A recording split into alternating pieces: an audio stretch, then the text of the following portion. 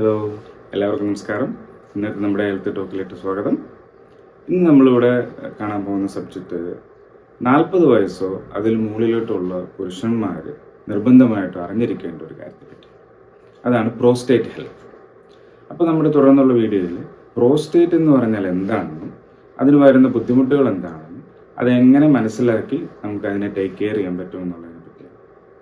അപ്പോൾ ഈ പ്രോസ്റ്റേറ്റ് എന്ന് പറഞ്ഞാൽ ഈ വാൾനട്ടിൻ്റെയൊക്കെ സൈസിലുള്ള ഒരു ഗ്ലാൻഡാണ് അല്ലെങ്കിൽ ഗ്രന്ഥിയാണ്. അതിൻ്റെ ലൊക്കേഷൻ എന്ന് പറഞ്ഞാൽ നമ്മുടെ യൂറിനറി ബ്ലാഡറിൻ്റെയൊക്കെ താഴെയായിട്ടാണ് അതിൻ്റെ പൊസിഷൻ. അതിൻ്റെ മെയിൻ ഫങ്ഷൻ നമ്മുടെ റീപ്രൊഡക്റ്റീവ് സിസ്റ്റമായിട്ടാണ് ബന്ധപ്പെട്ട് കിടക്കുന്നത്. നമ്മുടെ സ്പേമിന് ന്യൂട്രീഷനും അതിൻ്റെ മോട്ടിലിറ്റിക്ക് ഹെൽപ്ഫുൾ ആയിട്ട് ഒരു ഫ്ലൂയിഡ് ഉണ്ട് അതിൻ്റെ ഒപ്പം. ആ ഫ്ലൂയിഡ് പ്രൊഡ്യൂസ് ചെയ്യുന്നതാണ് ഈ പ്രോസ്റ്റേറ്റ് ഗ്ലാൻഡിൻ്റെ മെയിൻ ഫങ്ഷൻ. പ്രധാനമായിട്ടും 3 പ്രോബ്ലംസ് ആണ് ഈ പ്രോസ്റ്റേറ്റുമായിട്ട് ബന്ധപ്പെട്ട് കാണാറുള്ളത്. ഒന്ന് പ്രോസ്റ്റേറ്റൈറ്റിസ്, അല്ലെങ്കിൽ ഈ പ്രോസ്റ്റേറ്റിന് വരുന്ന ഒരു ഇൻഫ്ലമേഷൻ, ഒരു സ്വെല്ലിങ്, അത് ഇൻഫെക്ഷനൊക്കെ ആയിട്ട് ബന്ധപ്പെട്ട് കാണാറുള്ളതാണ്. അത് ചെറുപ്പക്കാരിലും കാണാറുണ്ട്. 2 BPH എന്ന് പറയും, ബിനൈൻ പ്രോസ്റ്റാറ്റിക് ഹൈപ്പർപ്ലാസിയ എന്ന് പറയും. അത് ഒരു നോൺ ക്യാൻസറസ് ആയിട്ടുള്ള ഈ പ്രോസ്റ്റേറ്റിൻ്റെ ഒരു എൻലാർജ്മെൻറ്റ്. അത് ക്യാൻസർ അല്ല, അതൊരു എൻലാർജ്മെൻ്റ് ആണ്. അതുപോലെ നമുക്ക് പല ബുദ്ധിമുട്ടുകളും അനുഭവപ്പെടാറുണ്ട്. അത് ഓൾഡർ ഏജ് ആയിട്ടുള്ള മെയിൽസിനാണ് അത് കാണാറുള്ളത് പൊതുവെ. പിന്നീട് വരുന്നതാണ് പ്രോസ്റ്റേറ്റ് ക്യാൻസർ. അത് പുരുഷന്മാരിൽ കണ്ടുവരുന്ന ക്യാൻസറുകളിൽ കൂടുതലായിട്ട് കാണുന്നത് ഈ പ്രോസ്റ്റേറ്റ് ക്യാൻസർ. അപ്പോൾ നമ്മൾ പറഞ്ഞ പോലെ യങ്ങർ അഡൽട്ട്സ്, അതായത് 30 വയസ്സിന് മുകളിലുള്ള പുരുഷന്മാരിലൊക്കെ പ്രോസ്റ്റേറ്റുമായിട്ട് ബന്ധപ്പെട്ട് കാണുന്നത് ഈ പ്രോസ്റ്റേറ്റൈറ്റിസ് എന്ന് പറഞ്ഞ ഒരു കാര്യമാണ്, inflammation of the prostate gland. അപ്പോൾ അത് നമ്മൾ എങ്ങനെ മനസ്സിലാക്കുമെന്ന് പറഞ്ഞു കഴിഞ്ഞാൽ, ഒരു യൂറിൻ പാസ് ചെയ്യുന്ന സമയത്ത് പെയിൻ ഉണ്ടാവുക, അല്ലെങ്കിൽ അൺയൂഷ്വൽ ഡിസ്ചാർജസ് വരിക, യൂറിനിൽ ബ്ലഡിൻ്റെ അംശം കാണുക, ഇതുപോലെയുള്ള എന്തെങ്കിലുമൊക്കെയാണ് ഈ, അല്ലെങ്കിൽ ഫ്ലൂ ലൈക്ക് സിംറ്റംസ് കാണാം, അല്ലെങ്കിൽ ഫീവറൊക്കെ ഉണ്ടാവാം. പിന്നെ ഒരു പെൽവിക് ഏരിയയിൽ നമുക്കൊരു ഡിസ്കംഫർട്ടൊക്കെ ഫീൽ ചെയ്യാറുണ്ട്. അങ്ങനെ എന്തെങ്കിലും ഉണ്ടെങ്കിലാണ് നമ്മൾ അതിനെപ്പറ്റി ഒരു ഇത് പ്രോസ്റ്റേറ്റുമായിട്ട് ലിങ്ക് ആവാനുള്ള ചാൻസ് ഉണ്ട്. അപ്പോൾ അത് നമ്മളൊരു 2-3 ദിവസമൊക്കെ ആ സിംറ്റംസ് കൂടുതലായിട്ട് കണ്ടു കഴിഞ്ഞാൽ, ബ്ലഡ് ഒക്കെ കണ്ടു കഴിഞ്ഞാൽ ഉടനെ തന്നെ നമ്മൾ ഡോക്ടറെ കാണണം. അല്ലാതെ ചെറിയ ഡിസ്കംഫർട്ടൊക്കെ 2 ദിവസത്തിൽ കൂടുതലൊക്കെ നമുക്കൊരു ഡിസ്കംഫർട്ട് തോന്നിക്കഴിഞ്ഞാൽ ഉടനെ തന്നെ നമ്മൾ ഡോക്ടറെ പോയി കണ്ട് അതിന് ടെസ്റ്റൊക്കെ ചെയ്തിട്ട് ചിലപ്പോൾ ആൻറ്റിബയോട്ടിക് ഒക്കെ കഴിക്കേണ്ടി വരും.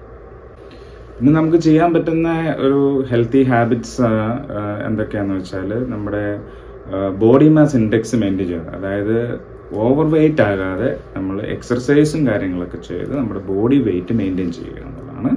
പിന്നെ ബാലൻസ്ഡ് ഡയറ്റ്, ഫ്രൂട്ട്സ്, വെജിറ്റബിൾസ് ഒക്കെ കൂടുതലായിട്ട്, ഈ മഗ്നീഷ്യം ഒക്കെ കൂടുതലായിട്ട് അടങ്ങിയിട്ടുള്ള ഭക്ഷണ സാധനങ്ങൾ നമ്മൾ കൂടുതൽ കഴിക്കുന്നത് നല്ലതാണ്. പിന്നെ നമുക്ക് ചെയ്യുന്നത് നല്ല ഹൈഡ്രേഷൻ ആവശ്യമാണ്. വെള്ളം ധാരാളം കുടിക്കുക. പിന്നെ ആൽക്കഹോൾ കഴിക്കുന്നവരാണെങ്കിൽ ആൽക്കഹോളിൻ്റെ അളവ് ലിമിറ്റ് ചെയ്യാൻ ശ്രമിക്കുക. ഒരു 40 വയസ്സിന് മുകളിലുള്ള പുരുഷന്മാരൊക്കെ കുറച്ച് മൈൻഡ്ഫുൾ ആയിരിക്കണം ഈ പ്രോസ്റ്റേറ്റിനെ പറ്റിയൊക്കെ. അതായത് പ്രത്യേകിച്ച് നമ്മുടെ പേരൻസിനോ അല്ലെങ്കിൽ നമ്മുടെ ഫാമിലി ഹിസ്റ്ററിയിൽ ആർക്കെങ്കിലും പ്രോസ്റ്റേറ്റ് ക്യാൻസറോ അല്ലെങ്കിൽ പ്രോസ്റ്റേറ്റ് എൻലാർജ്മെൻ്റ് ഒക്കെ ഉള്ള ഒരു ഹിസ്റ്ററി ഉണ്ടെങ്കിൽ അവർ ഇച്ചിരി മൈൻഡ്ഫുള്ളായിട്ട് ഇതിനെപ്പറ്റി ഒരു ഒബ്സർവേഷൻ വേണം. അത് ഇപ്പോൾ എന്തെങ്കിലും ഈ പറഞ്ഞ സിംറ്റംസ്, എന്തെങ്കിലും ബുദ്ധിമുട്ടുകളുണ്ടെങ്കിൽ നമ്മൾ ഡോക്ടറെ പോയി തന്നെ കണ്ട് അതിൻ്റെ ഒരു ബേസ് ലൈൻ ഇൻവെസ്റ്റിഗേഷനൊക്കെ ചെയ്ത്, ഒരു അൾട്രാസൗണ്ടൊക്കെ ചെയ്ത് നോക്കി അതിൻ്റെ ലെവലും കാര്യങ്ങളും അല്ലെങ്കിൽ അതിൻ്റെ സൈസും കാര്യങ്ങളൊക്കെ കറക്റ്റാണോ അല്ലെങ്കിൽ മെയിൻറ്റെയിൻ ആവുന്നുണ്ടോ എന്ന് നോക്കുക.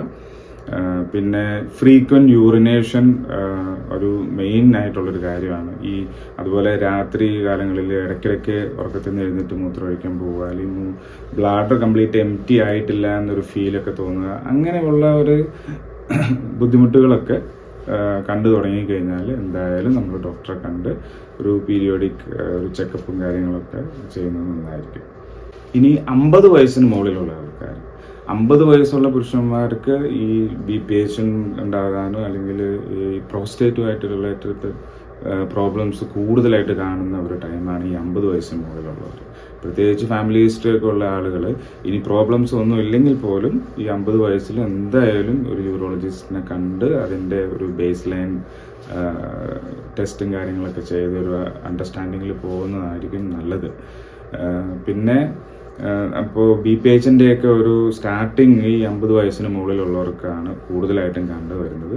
BPH ഒക്കെ സ്റ്റാർട്ടിങ്ങിലുണ്ടെങ്കിൽ, അതായത് നമ്മൾ ഈ ബിനൈൻ പ്രോസ്റ്റേറ്റിക് ഹൈപ്പർപ്ലാസിയ എന്ന് പറഞ്ഞാൽ ഈ എൻലാർജ്മെൻറ്റ്, നോൺ ക്യാൻസറസ് ആയിട്ടുള്ള ഈ പ്രോസ്റ്റേറ്റ് ഗ്ലാൻഡിൻ്റെ എൻലാർജ്മെൻറ്റ് നമ്മൾ തുടക്കത്തിൽ തന്നെ കണ്ടുപിടിച്ച് കഴിഞ്ഞാൽ നമുക്ക് അതിൻ്റെ മെഡിസിനൊക്കെ സ്റ്റാർട്ട് ചെയ്ത് കഴിഞ്ഞാൽ നമ്മുടെ ക്വാളിറ്റി ഓഫ് ലൈഫ് നമുക്കതങ്ങനെ മെയിൻറ്റെയിൻ ചെയ്യാൻ പറ്റും.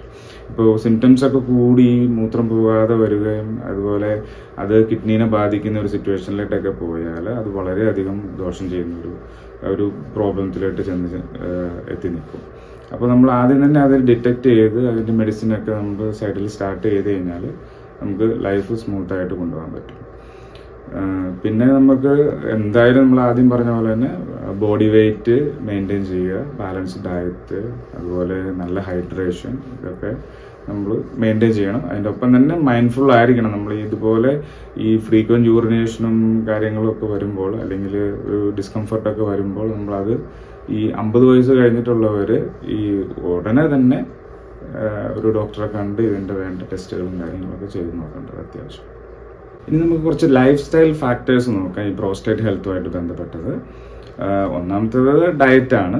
ഡയറ്റിൽ നമ്മൾ ഫ്രൂട്ട്സ്, വെജിറ്റബിൾസ് ഒക്കെ ധാരാളം ഉൾപ്പെടുത്തുന്നത് നല്ലതായിരിക്കും. സിങ്ക്, സെലിനിയം ഒക്കെ ഉള്ള വെജിറ്റബിൾസ്, അതുപോലെ omega-3 ഫാറ്റി ആസിഡ്സ് ഉള്ള ഫിഷുകൾ, പിന്നെ ഈ ടൊമാറ്റോ, ബ്രോക്കോളി, ക്യാബേജ്, ഇതുപോലെയുള്ള സാധനങ്ങളൊക്കെ നമ്മുടെ പ്രോസ്റ്റേറ്റ് ഹെൽത്തിന് വളരെയധികം സപ്പോർട്ട് ചെയ്യുന്നതാണ്. പിന്നെ പ്രോസസ്ഡ് ഫുഡുകൾ, അതുപോലെ റെഡ് മീറ്റ്, ഇതൊക്കെ അളവ് കുറയ്ക്കുന്നതായിരിക്കും നല്ലത്. പിന്നെ എക്സർസൈസ് എല്ലാവർക്കും അറിയാവുന്ന കാര്യമാണ്. Exercise is better for good health. Okay, നമ്മളത് ഫിസിക്കൽ ആക്ടിവിറ്റി ആയിട്ട് നമ്മുടെ ജോലിയുമായിട്ട് ബന്ധപ്പെട്ട് ഫിസിക്കലി നല്ല ആക്റ്റീവായിട്ടുള്ള ആൾക്കാരാണെങ്കിൽ അത് കുഴപ്പമില്ല. അല്ലാത്തൊരു ഓഫീസ് ജോബൊക്കെ ചെയ്യുന്ന ആൾക്കാർ നല്ല ഒരു ജിമ്മിൽ പോയി വർക്കൗട്ട് ചെയ്യുകയോ അല്ലെങ്കിൽ ഈവനിങ്ങിൽ പാർക്കിൽ പോയിട്ട് എക്സർസൈസ് ചെയ്യുകയൊക്കെ ചെയ്യേണ്ടത് വളരെ അത്യാവശ്യമാണ്. പിന്നെ സ്ട്രെസ്സ്, അതിപ്പോൾ എല്ലാ ആരോഗ്യ പ്രശ്നങ്ങൾക്കും ബേസ് ആയിട്ട് വരുന്നത് സ്ട്രെസ് ലെവലാണ്. അപ്പോൾ അതുപോലെ തന്നെ ഈ പ്രോസ്റ്റേറ്റ് ഹെൽത്തിനും സ്ട്രെസ് ലെവൽ മെയിൻറ്റെയിൻ ചെയ്യേണ്ടത് വളരെ അത്യാവശ്യമാണ്.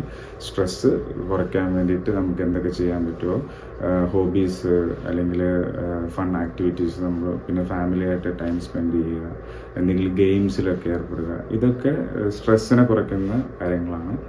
അപ്പോൾ അതിലൊക്കെ മുഴുകി നമ്മുടെ സ്ട്രെസ് ലെവൽ ജോലിയുമായിട്ട് ബന്ധപ്പെട്ടും ഫാമിലിയുമായിട്ട് ബന്ധപ്പെട്ടൊക്കെ എന്തായാലും ഈ 40 വയസ്സ് 50 വയസ്സിലുള്ള പുരുഷന്മാർക്ക് സ്ട്രെസ് ലെവൽ കൂടുതലായിരിക്കാം. അപ്പോൾ അതിന് നമ്മൾ കുറച്ചൊരു ഈ ആക്ടിവിറ്റീസൊക്കെ ഒന്ന് ചെയ്ത് നമ്മുടെ മൈൻഡ് ഒന്ന് ഡൈവേർട്ട് ചെയ്യുന്നത് വളരെ നല്ലതായിരിക്കും. പിന്നെ ധാരാളം വെള്ളം കുടിക്കണം. നമ്മൾ 2-3 വട്ടം പറഞ്ഞു. അപ്പോൾ വെള്ളം കുടിക്കുമ്പോൾ തന്നെ നമ്മൾ ഒരു കാര്യം ശ്രദ്ധിക്കേണ്ടത്, ഉറങ്ങാൻ പോകുന്നതിൻ്റെ ഒരു 2 മണിക്കൂർ മുമ്പ് ഈ വെള്ളം കുടിയൊക്കെ ഒന്ന് കുറച്ച് കഴിഞ്ഞാൽ നമ്മൾ രാത്രി എഴുന്നേറ്റിട്ടുള്ള ഈ ഫ്രീക്വൻറ്റ് യൂറിനേഷൻ്റെ ഒരു ബുദ്ധിമുട്ട് ഒഴിവാക്കാവുന്നതാണ്. അപ്പോൾ ഇന്നത്തെ വീഡിയോ എല്ലാവർക്കും ഇഷ്ടപ്പെട്ടു എന്ന് കരുതുന്നു. കുറച്ച് നല്ല അറിവുകൾ ഡിസ്കസ് ചെയ്യാൻ പറ്റിയെന്നൊരു സന്തോഷമുണ്ട്. അപ്പോൾ നിങ്ങൾക്ക് നല്ല അറിവാണെന്ന് തോന്നിക്കഴിഞ്ഞാൽ മറ്റുള്ളവരിലേക്ക് ഷെയർ ചെയ്യും. Bye bye.